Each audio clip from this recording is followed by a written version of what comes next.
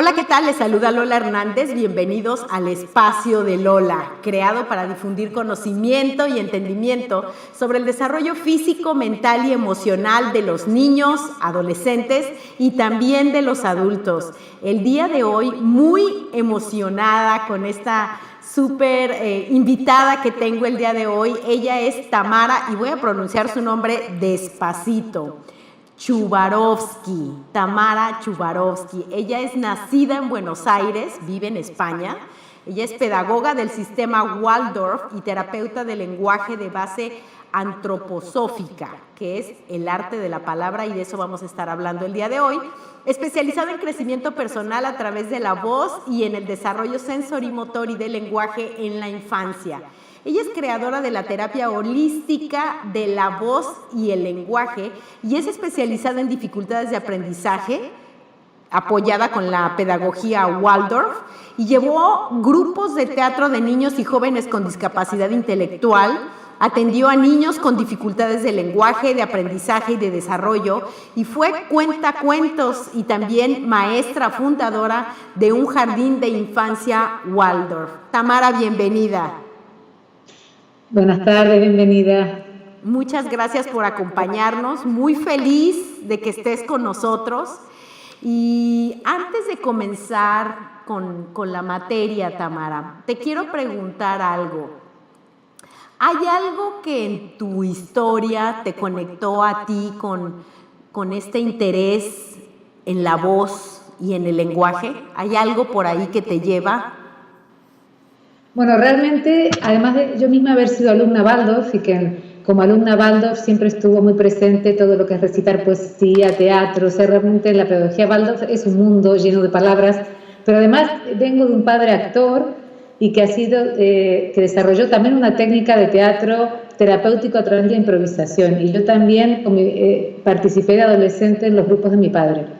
Entonces ahí ya empecé como un camino dentro de este tema. También eran de expresión corporal mis padres, entonces entre la escuela Waldorf y la familia tuve mucha comunicación y contacto con el movimiento y el lenguaje desde la cuna.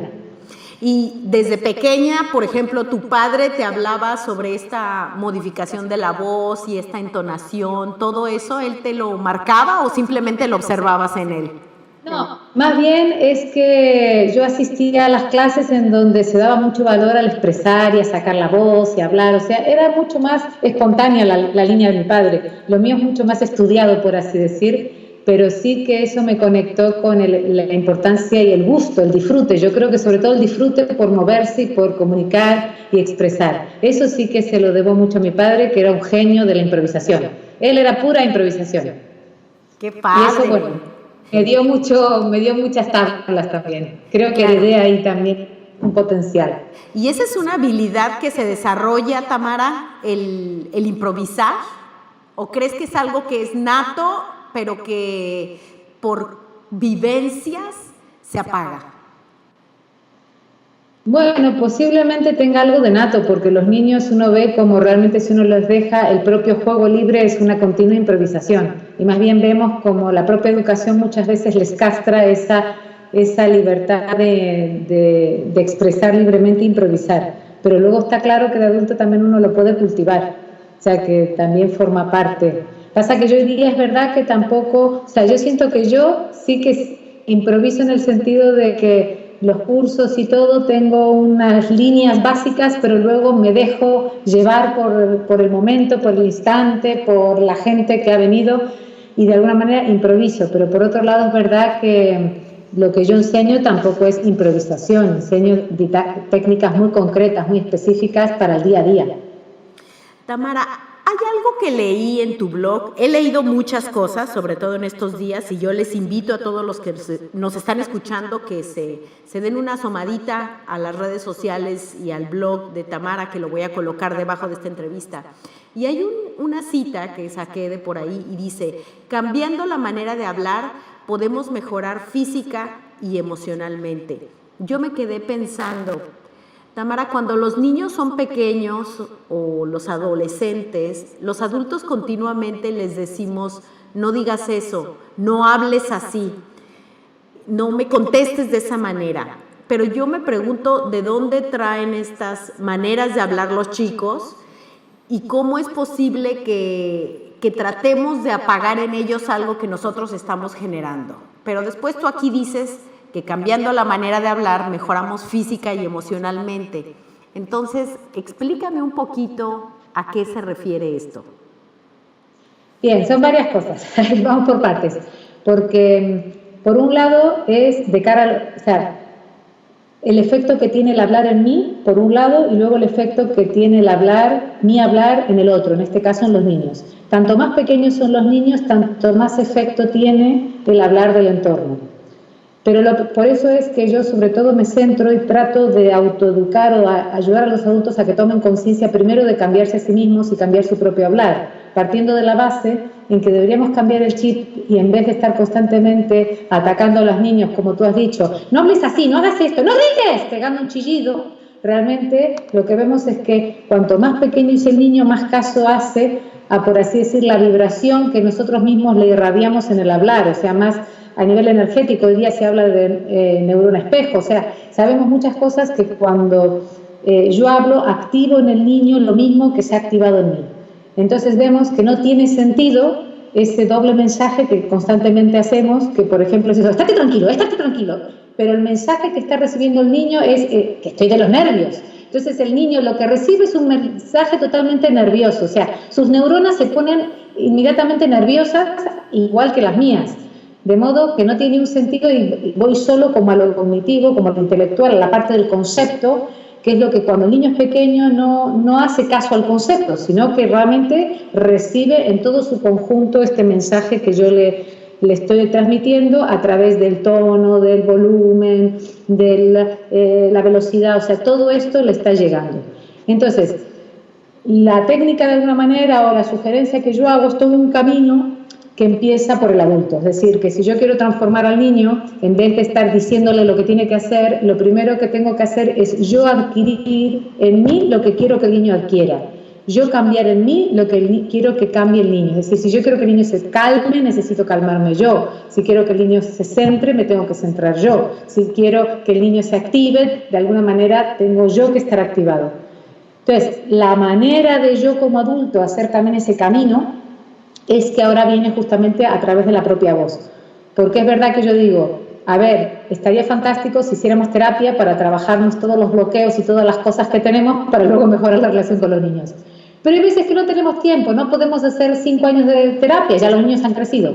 Necesitamos recursos a veces ya, hoy, para mañana o esta misma tarde, mejorar la relación con mi hijo. O sea, inmediatamente. Además, puedo ir a terapia y hacer un trabajo de fondo, de base.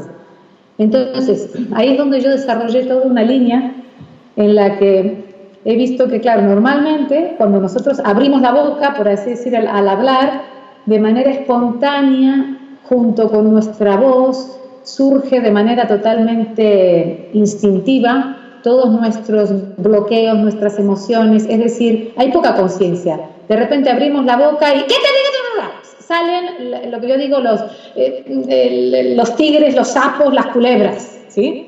Es como que a través del hablar salen todas las emociones, pero lo que yo trato de decir es que ese que está hablando en general no soy yo, o no hay un yo, un individuo que está controlando o guiando eso, sino que es, por así decir, muchas veces lo que sale son las emociones, o sea, la parte oscura, los bloqueos, en fin, como poco luminoso, sale simplemente esas emociones que se escuchan en la voz. Entonces, un camino largo y profundo sería trabajarse las emociones. Ahora, el camino corto, el atajo que yo propongo es, normalmente hablamos y salen como sapos y culebras las emociones, así como salen. Si yo estoy nervioso, no puedo evitar que entonces se me entrecortan las palabras. Es como que no controlo la palabra. Pero lo que vemos es que junto con la palabra también de manera incontrolada surgen unos gestos físicos, ¿sí? En general, ¿no? Uno está ahí indicando con el dedito que te digo que esté quieto. Es decir, junto con la palabra hay un gesto. Entonces, el camino que yo digo es primero autoobserva tu movimiento. Y puedes ver que si tú cambias algo en el movimiento, la palabra es muy obediente. Y si yo en vez de tener la mano rígida, por ejemplo, y decir, quítate la chaqueta, si ahora yo cambio, o en vez de decir, sí, ponte la chaqueta. Si cambio algo en mi gesto físico y digo, ponte la chaqueta, inmediatamente la palabra sale diferente. Ponte la chaqueta o nos ponemos la chaqueta.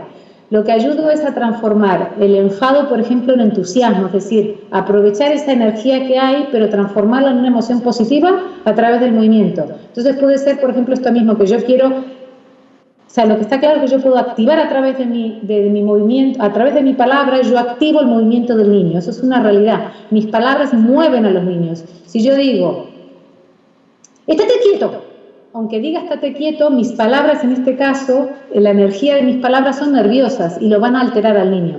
En cambio, también mis palabras, yo puedo hablarle al niño tranquilamente y decirle ahora nos estamos tranquilos, nos ponemos los zapatos despacito y mi palabra tiene el poder de calmar al niño y aquietarlo. Pero además lo que veo es que si yo consigo ralentizar mis movimientos para hablar más lento y calmar mis palabras, yo finalmente, a través del control de mis palabras, a mí me es regalada la calma. Es decir, es como que se me viene a mí la calma. O sea, yo estaba muy nerviosa, pero ahora yo hago un parón y digo, y ahora voy a ralentizar los movimientos. Empiezo tomando conciencia del movimiento. En vez de hacer todo acelerado, voy a ralentizar el movimiento. Inmediatamente la palabra se calma. Y ahora lo que veo es que la palabra calma, el otro tipo de palabra, me regala a mí otra emoción. Es decir, normalmente el camino es, tengo una emoción y hablo con esa emoción, sale lo que sale. Y ahora lo que yo veo es que hago un cambio en la manera de hablar y me cambia la emoción. Entonces ese es un aspecto. Es decir, por ejemplo, yo al principio recuerdo muy claramente la primera vez que di una conferencia. Yo estaba bastante nerviosa porque daba muchos talleres, pero era mi primer conferencia. Y yo me estaba dando cuenta que estaba hablando muy rápido, que me estaba acelerando. Entonces, durante la conferencia yo no podía decir, esperen, voy a respirar 3 respiraciones profundas, me relajo y vuelvo. No podía esa situación, que es lo mismo que ocurre con los niños. No puedo decir, espérate niño, que me voy a meditar un poco y ahora vengo cuando esté más tranquila. Claro. Entonces, ¿qué es lo que hice? La misma técnica que yo hoy día sugiero. Mientras hablaba, tomé conciencia de mi acelere, y empecé a hablar más calmo, más tranquilo, a profundizar el tono de voz, y eso mismo me fue devolviendo la calma. Es decir, tomar las riendas del asunto, en vez de ser llevado por, es como ponerle conciencia al lenguaje, en el tono, en la dinámica, entonces ver cómo inmediatamente uno nota un reset, se nota que está en otro sitio, y que en cuanto empiezo a hablar calmo, yo me relajo y todo mi entorno se relaja. Y Tamara, ahorita mencionaste, perdón que interrumpa, pero acabas de mencionar algo muy importante y dices, en ese momento tomo conciencia. Entonces, sí hay un esfuerzo ahí del adulto, porque tienes que darte cuenta que estás acelerado, que estás hablando con un tono agresivo, con un tono violento, porque me parece, y no sé si me equivoco, que en ocasiones no nos damos cuenta del tono de voz que estamos utilizando. Claro, ese es uno de los grandes temas que yo también en los cursos ayudo a que la gente, lo primero es que se autoperciba, porque lo que vemos es que hay muy poca autopercepción. Pero también es verdad que rápidamente es increíble cómo la gente aprende a percibirse y a darse cuenta, pero sí que es sorprendente cómo hay veces que alguien está hablando muy agresivo y dice, pues yo no sé por qué todos dicen que estoy siempre enojado. Y uno dice, pero a ver, si es evidente, porque tienes un tono como tenso. Pero vemos que sí que hay ejercicios, sobre todo a través de ejercicios físicos, uno puede ayudar a la persona a que tome conciencia de esa, o sea, lo que yo llamo ese tono de base, como ese tono que todo lo impregna. Porque puede ser, hay otro que es al revés, que le dice a los niños, no, mi amor, ahora no. Es decir, todo está envuelto en algo demasiado como simpático. Y aunque le digan que no, siempre tiene esa simpatía. Y otros al revés, todo tiene como una dureza y aunque digan palabras bonitas, todo está envuelto en dureza. Entonces yo lo que trato es de que la gente tome conciencia de cuál es ese tono de base que todo lo impregna y que entonces me quita libertad porque no soy capaz de decir no, qué es lo que hace falta en la situación, sino que es como que mi personalidad está impregnada en una manera. Claro, ¿sí? y no te voy a pedir que nos des aquí todos los ejercicios de tu taller, porque no será así, pero ¿hay algún consejo al respecto que puedas dar a los que nos están escuchando para que se hagan conscientes, se observen? Bueno, un ejercicio justamente que doy respecto a este tema del tono y de cuando uno habla a los niños y quiere dar, por ejemplo, órdenes con energía, lo que digo es que uno trate de diferenciar el gesto, ahora igual lo aclaro, con el volumen. Es decir, que uno puede hablar con volumen, no es un problema, o sea, está bien incluso que la voz tenga cierta energía, el tema es cuidar la emoción. Entonces, por ejemplo, algo básico es transformar esta dureza de la orden, o sea, nos ponemos los zapatos, a realmente nos ponemos los zapatos, o sea, con energía, pero algo más redondeado. Y ahí lo que recomiendo es hacer un cambio en la mano, en el gesto, redondear, o sea, hacer realmente un arco con las manos, nos ponemos los zapatos. Y eso enseguida, en cuanto con las manos hago un arco en vez de con el dedito, así en hincapié consigo, que tenga energía, porque no es que digo, nos ponemos los zapatos, o sea, todo suavecito, sino que mantengo la intensidad, nos ponemos los zapatos, pero con un movimiento del cuerpo, del todo el brazo más redondo. Entonces, inmediatamente, en cuanto hago ese gesto redondo con el brazo, inmediatamente la voz se redondea y tiene ímpetu, pero no tiene esa dureza y esa agresividad que podríamos decir que para el niño es como un cachetazo. O sea, se habla mucho hoy día del tema de la violencia, de no hacer daño a los niños, de no pegar, pero hay que ver que también las palabras pegan, que las palabras tocan. Si yo a un niño constantemente le digo, quítate esto, ponte esto, es realmente un maltrato, también es un maltrato y una violencia que el niño la siente corporal, aunque no le toque. Claro, y entonces además las palabras pueden dejar marcas en la vida de los niños en ciertos momentos. A ver, absolutamente está el tema, por un lado, del contenido de las palabras, que por supuesto sabemos que si le digo al niño, mira que es tonto, bueno, está clarísimo que los conceptos negativos le hacen una autoimagen extremadamente dañina. Pero vemos que incluso, aunque las palabras en sí mismas, por ejemplo, como esto, salimos fuera, si yo digo salimos fuera, va castigado el niño, y si digo salimos fuera, es una alegría ese fuera. O sea, que lo que vemos es que el tono también puede ser un acto de violencia, el propio tono, aunque la frase en sí misma sea neutral, porque salimos fuera puede ser eso, un castigo o un premio. Todo depende de esta intención que uno le ponga. Y luego también lo que sí que comento mucho es la importancia del nombre como algo totalmente sagrado, que es un daño enorme a la identidad cuando el niño escucha su nombre con dureza. Es decir, estos niños que constantemente están, Diego, digo, o sea, escuchar el propio nombre con este tono duro realmente es un acto que es un ataque a la identidad propia. Porque además justamente está esa tendencia que igual al nombre se lo acorta cuando uno o se lo pone pequeñito, cuando el padre está de buen humor, Alejandrito, cariño, Ale, mi amor, pero en el momento en que me enfado, Alejandro. Entonces eso es lo que también trato de que tomen conciencia de la importancia de que el niño escuche su nombre, que es algo que está relacionado con su identidad, que lo escuche con energía, pero bonito, o sea, sin daño. Exacto. Y ahorita, mira, acabas de decir, por ejemplo, este nombre Diego, ¿no? Entonces, el nombre no lo cambiamos, no lo alteramos, no decimos Dieguito o Dieguis, decimos Diego. Pero entonces aquí también estás hablando del factor tono de voz cuando pronuncias el nombre. No solamente es cambiarle el nombre, sino el tono. O sea, que lo que vemos es que muchas veces lo que ocurre, por lo menos acá en España es algo muy habitual, que se cambia el nombre, cuando se habla con simpatía al niño se le cambia el nombre y el niño solo escucha su nombre entero cuando la madre o el padre se enojan, se enfadan. Entonces eso es lo que es un doble daño, porque es como que pareciera que me quieren solo un chiquitito, pero que mi nombre completo está relacionado con ese enfado. Ese es el tema que es tan habitual, por lo menos aquí se ve como muy habitual, y por eso también mucha gente tiene conflicto con su nombre, porque lo ha escuchado el nombre entero más bien cuando estaba la madre enfadada, y cuando la madre estaba de buen humor le decía otra cosa. Bien. Pero que también puede ser que no, que se le diga su nombre entero siempre, pero digo, la importancia de este tono duro, la importancia de evitarlo en general, pero sobre todo vemos cómo ejerce un daño especial si además ese tono duro está relacionado con ese nombrar de manera dura, violenta, cómo produce un daño aún mayor, o por lo menos, ahí lo que suelo decir, la importancia de repararlo, de restaurarlo, volviendo a nombrar al niño bonito, como para restaurar ese daño que se haya hecho.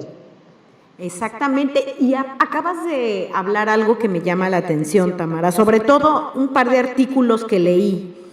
Cuando hablas de los nombres, también hablas del impacto que hay en la personalidad o en, no sé, en la vida de los chicos cuando les cambias el nombre. Por ejemplo, creo que tú mencionas el nombre de Isabela. ¿Y qué pasa cuando le llamas Isa, cuando le llamas Vela, y cuando esta niña de repente va creciendo y repudia que le llamen Isabela? No lo soporta. ¿Qué impacto tiene esto de cortarle los nombres o de cambiarles el nombre incluso a los niños? Se llama Camilo y le dicen Lilito, que quién sabe de dónde salió. ¿Cómo impacta todo esto a los niños? A ver, este es uno de mis grandes temas en general, y para entenderlo en realidad uno tiene que tener las nociones básicas del arte de la palabra, que es esta terapia del lenguaje desarrollada por Rudolf Steiner, que es el que también desarrolló la pedagogía Waldorf y desarrolló este arte de la palabra.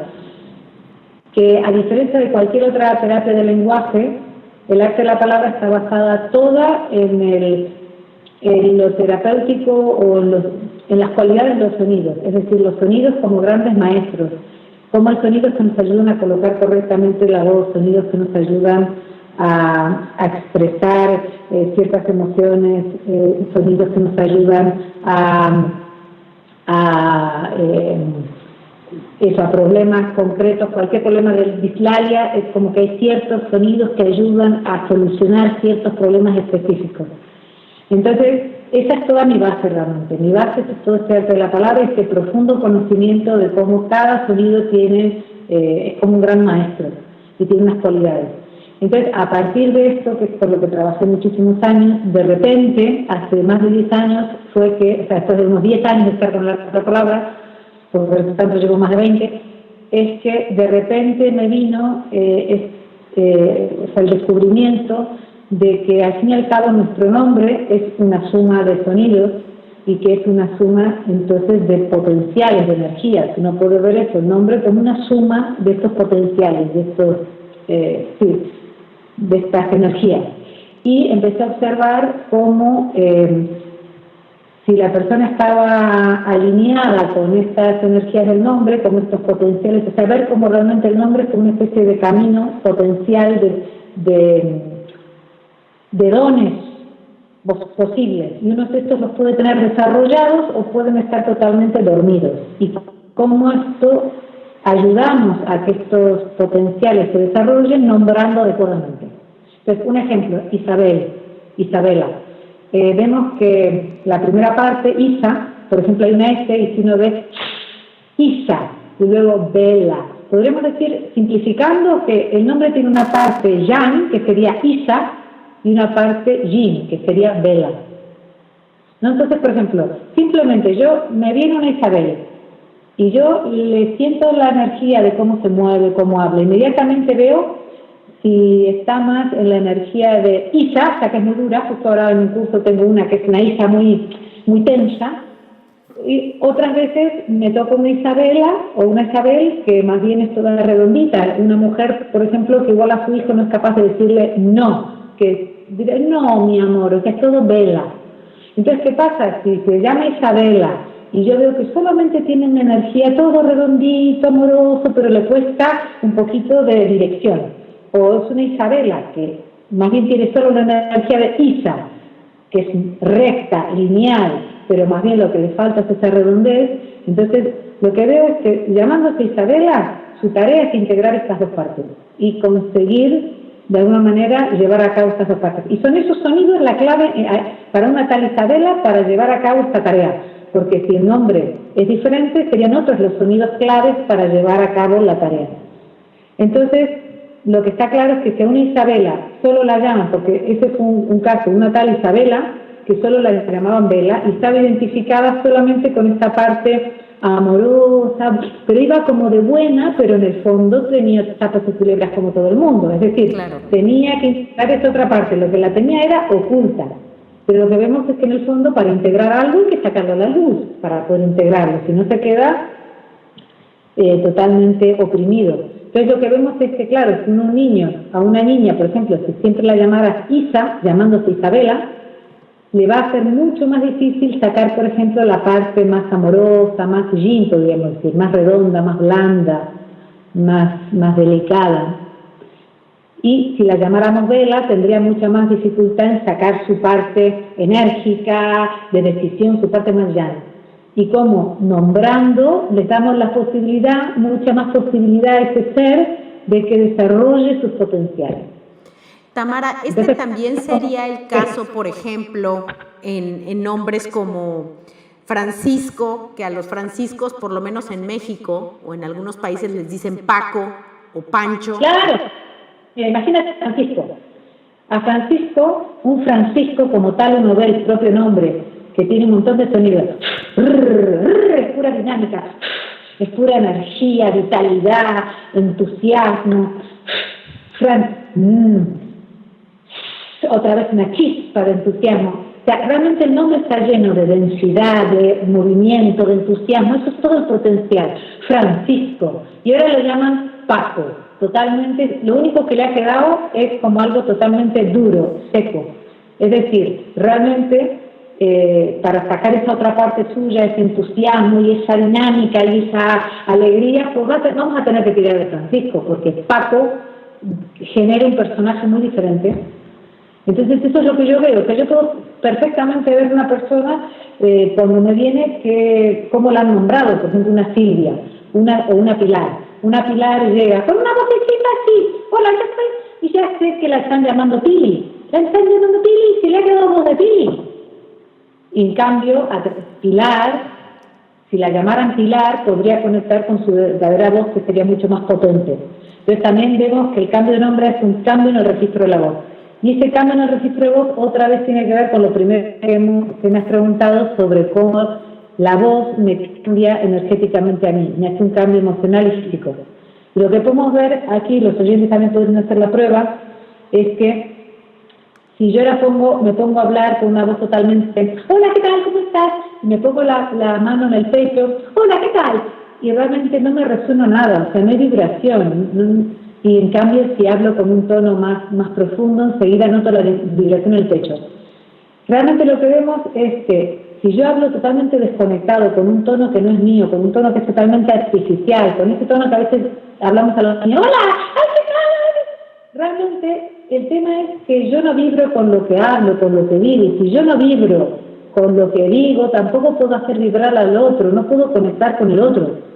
Entonces lo que vemos es que hay diferentes vocales, diferentes sonidos que vibran en diferentes chakras. Y ahora, por ejemplo, un ejemplo muy claro sería, vemos la A. La A, si está resonando en su zona normal de resonar, que es en el pecho, pero que esto solo ocurre si tengo la voz bien colocada, me está haciendo un masaje en el corazón vibracional, me está ayudando a una apertura de corazón. Pero si yo le digo, ¡ah, qué tal! ¡Ah! Esa A no me hace ningún masajito, esa A no me ayuda a abrir el corazón, no me vibra nada. Entonces lo que vemos es que el lenguaje, o sea, lo primero que la gente nota cuando cambia su manera de hablar en cuanto al registro, que la persona tenía un tono de hablar totalmente hacia afuera, ¡hola, qué tal! Es que no se percibía a sí mismo, no se sentía, ni tampoco le tomaban en serio, de alguna manera no conseguía conectar de la misma manera. Lo primero, cuando la voz baja a su sitio, lo primero es que se autoperciben y se sienten, es decir, a nivel emocional me siento, me autopercibo, pero también a nivel físico esa vibración empieza como a hacerme desbloqueos o realmente a trabajar en mí. O sea, a nivel vibracional vemos que cada sonido tiene un punto de vibración, pero para que vibre en su lugar que le corresponde, la voz tiene que estar en un sitio adecuado, es lo que vemos. Y si yo consigo, por ejemplo, que mi A esté vibrado en mí, en mi corazón, y que yo en mi hablar tenga esa calidez y esa envoltura, entonces realmente cuando yo hablo consigo que esta vibración también toque los demás corazones, podríamos decir, que también vibren los otros. Y cuanto más pequeños son los niños, tanto más mi vibración resuena en los centros de los niños.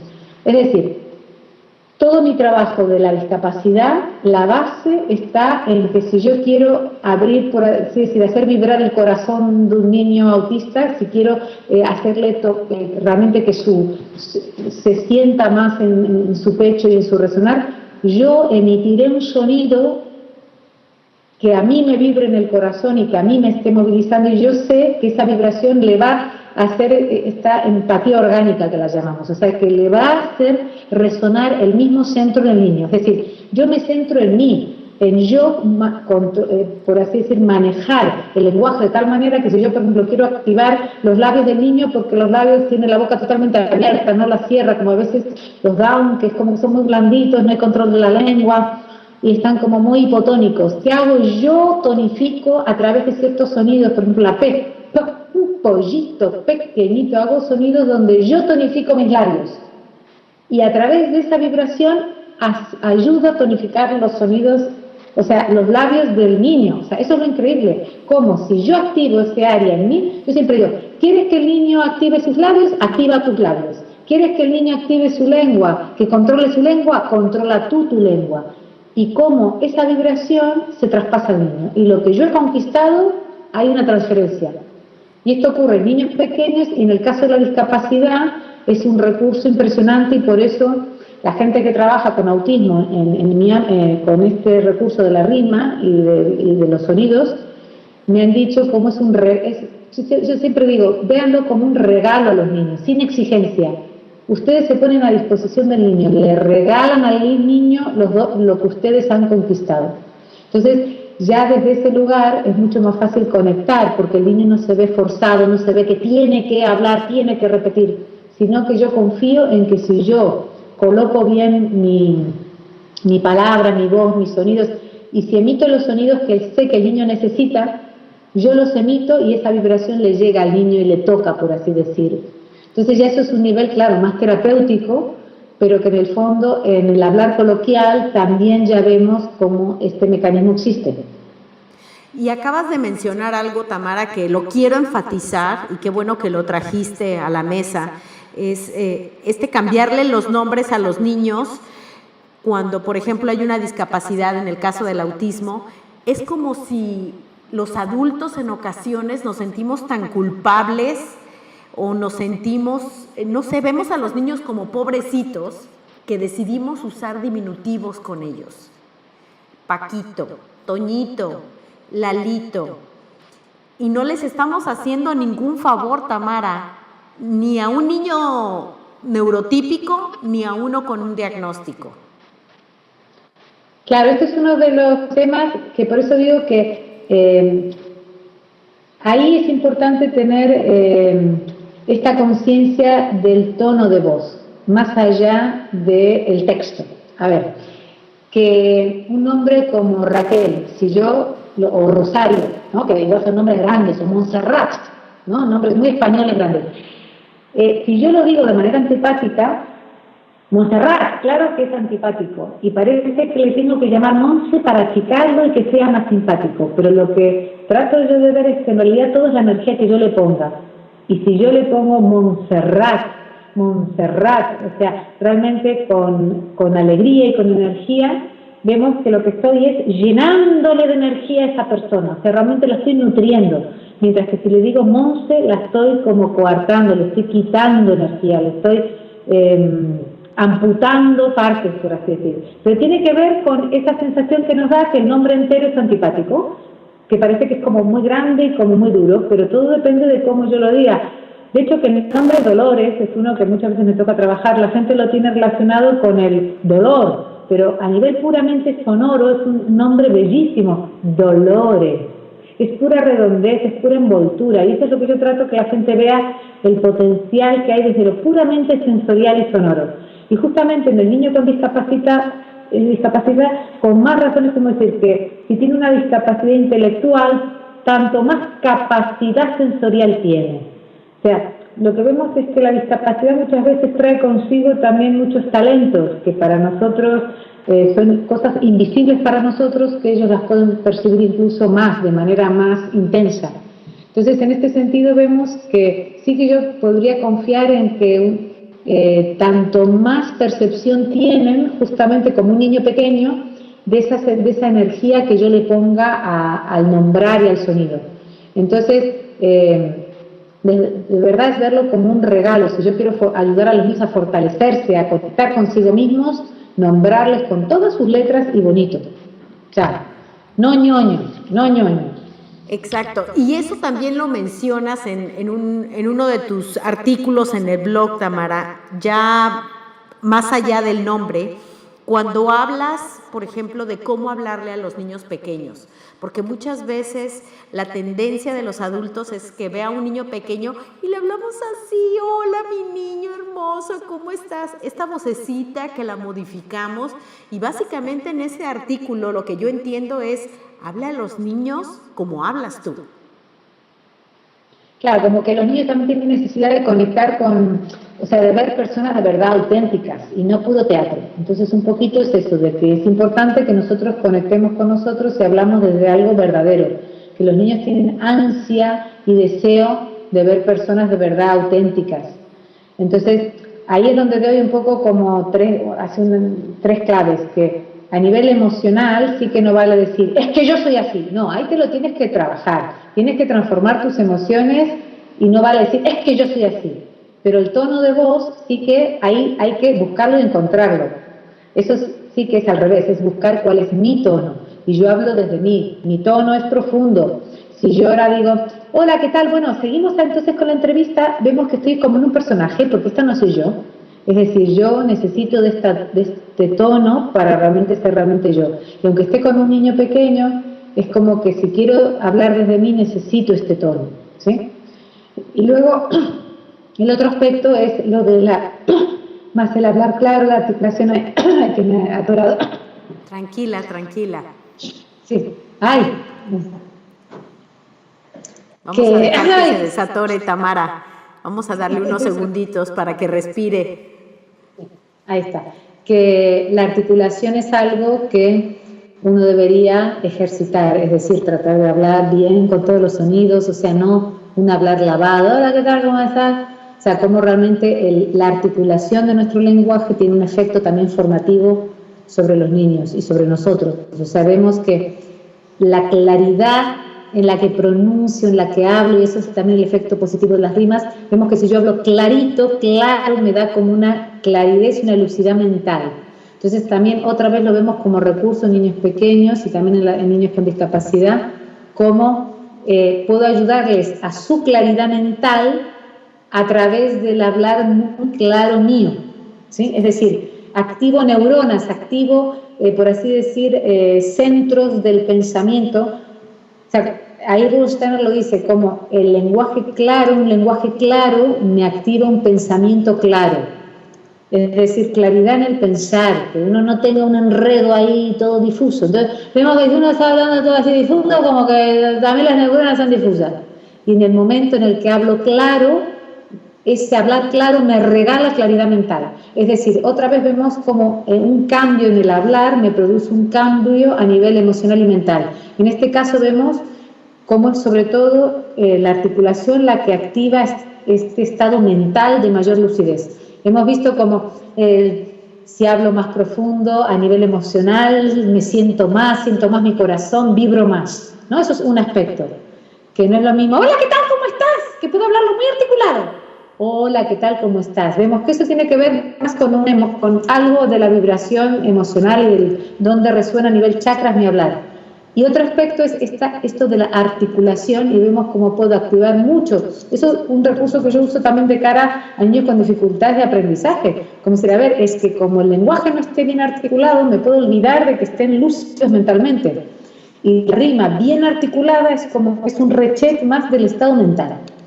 Entonces ahí es otro aspecto también.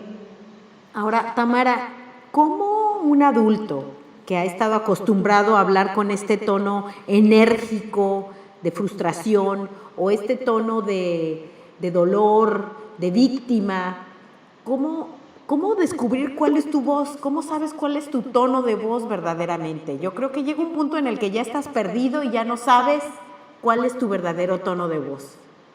Bueno, eso ha sido en realidad lo primero que yo he descubierto con lo del nombre, lo que más me impactó. Y es que donde está el nombre, donde resuena el nombre, ahí resuena mi verdadera voz.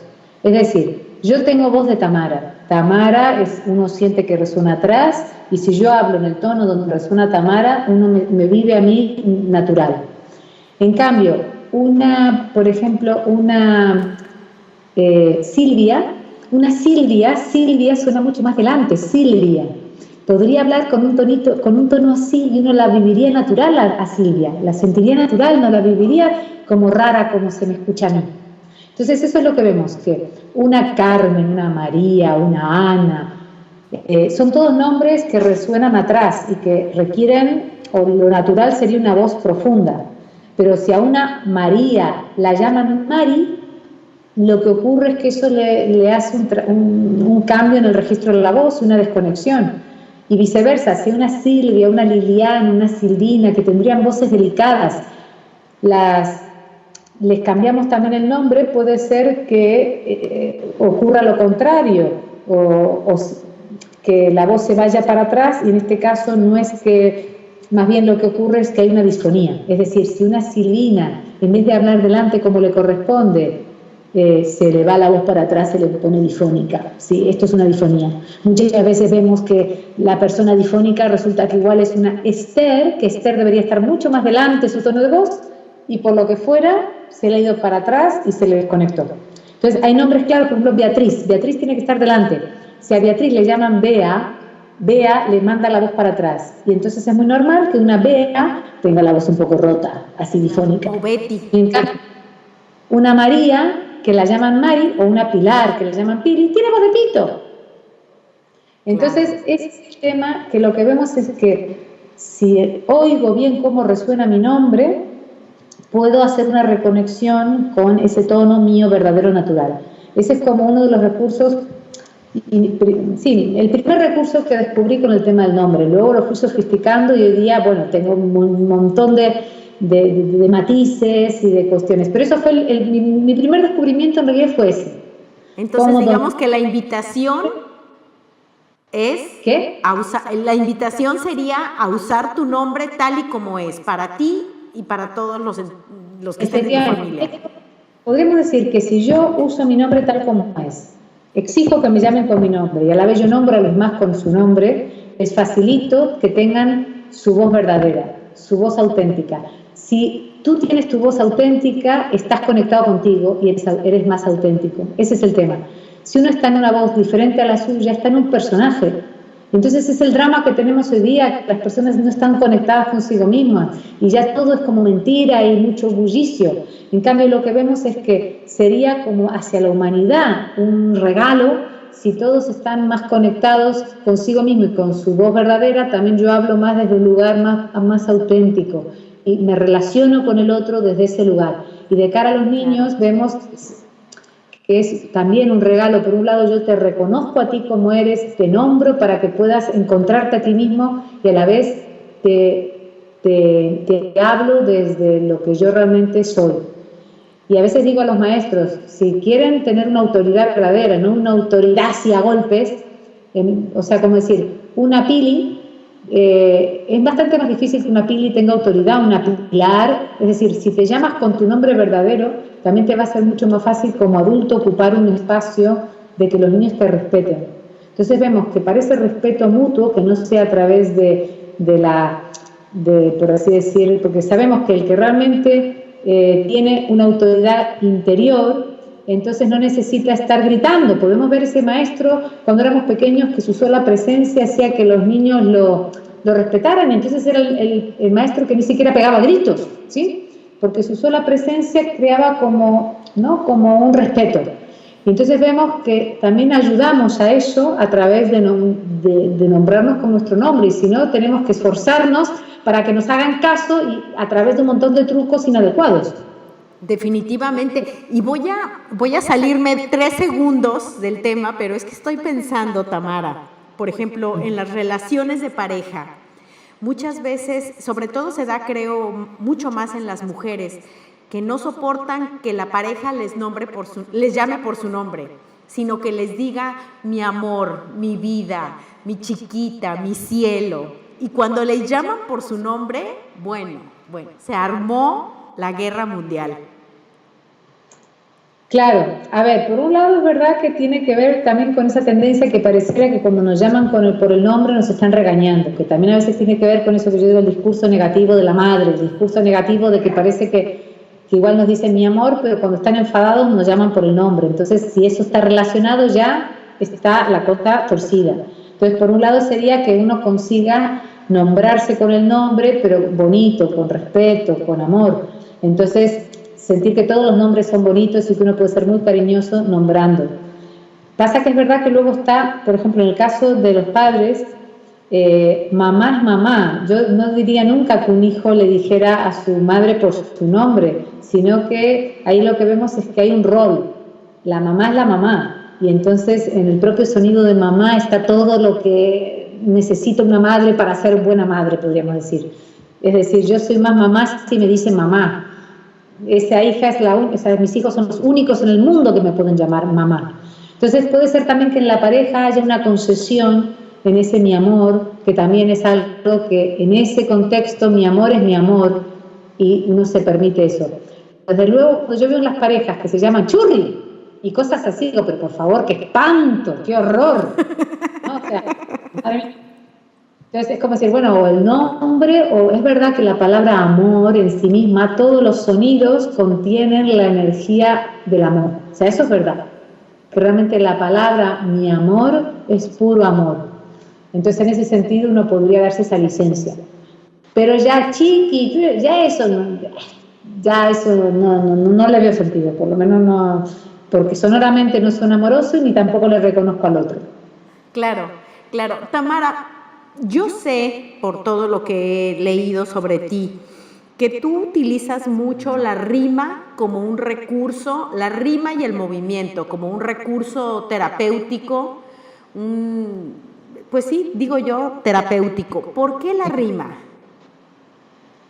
Bueno, desde siempre yo he trabajado con adultos por un lado y con niños por otro.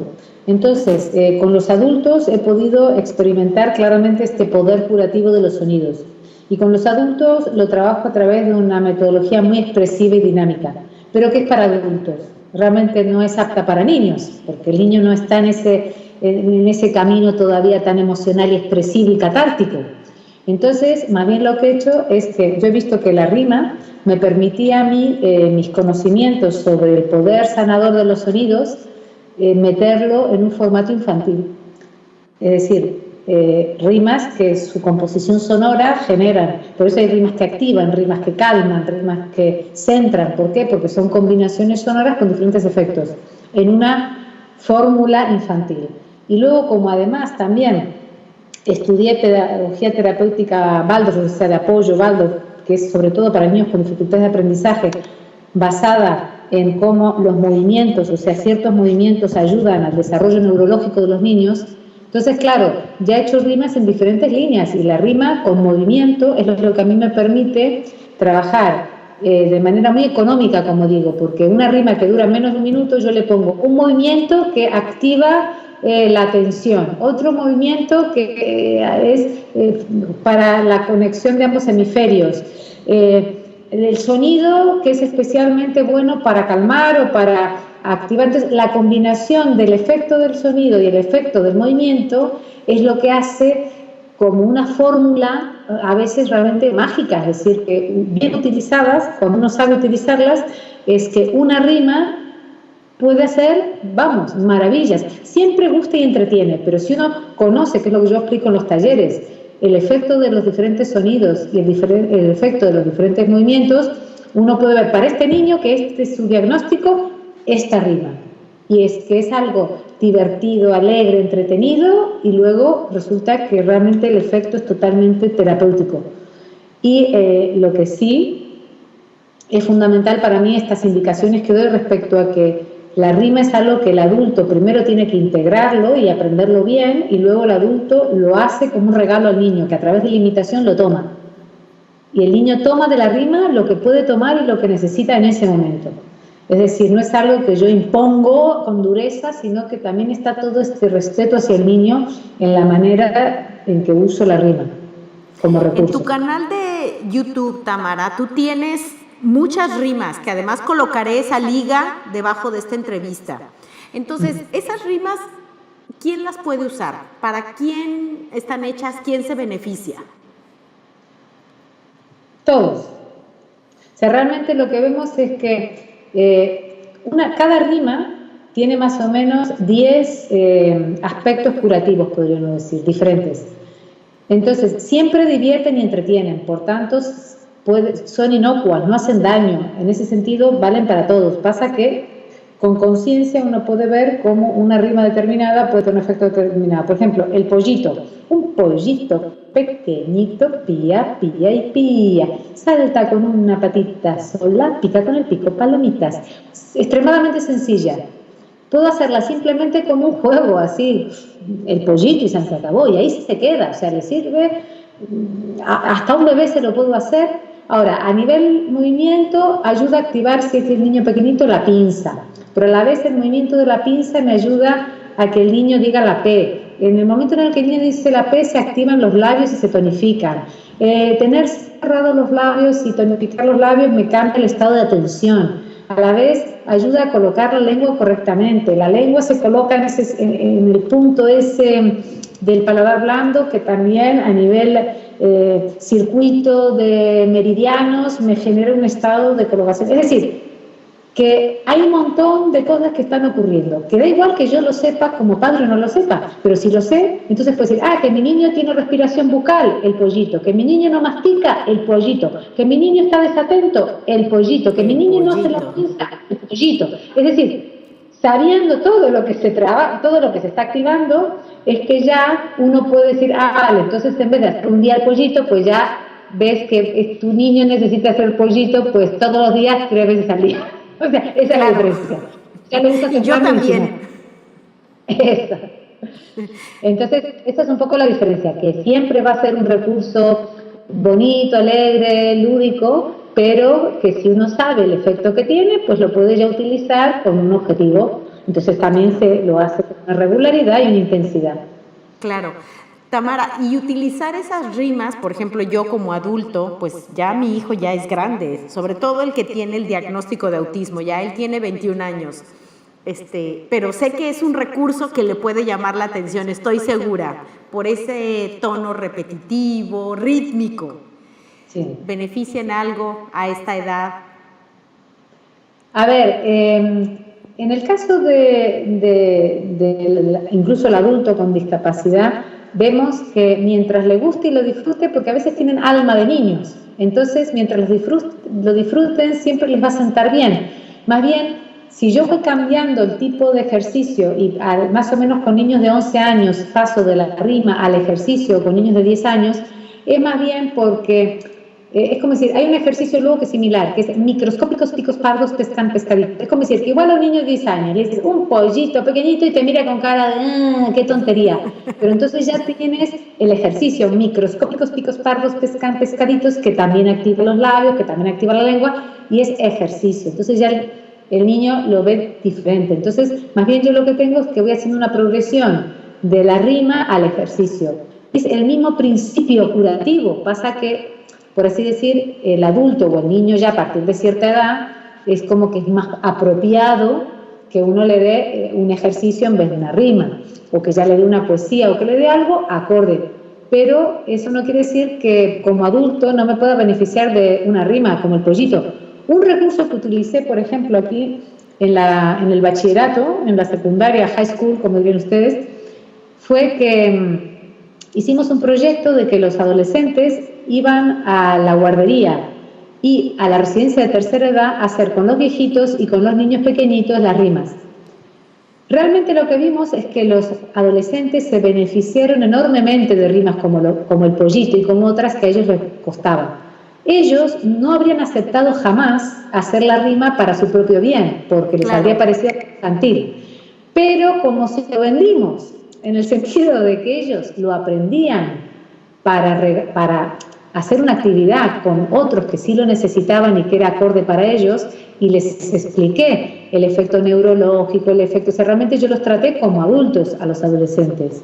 Entonces fue una experiencia muy bonita porque se vio que a ellos les hacía el mismo efecto, pero que evidentemente, claro, si hubiera sido una actividad para ellos concreta, la habría enfocado a través de ejercicios y no a través de rimas. Pero las rimas también les han hecho efecto, pasa que tenía que ser con el fin de enseñarle las rimas a niños pequeños, si no, no tiene sentido hacer con un adolescente una rima. Claro, pues yo les voy a recomendar nuevamente a los que nos escuchan que den una revisada a esa página de YouTube, a ese canal de YouTube de Tamara, porque hay muchas rimas.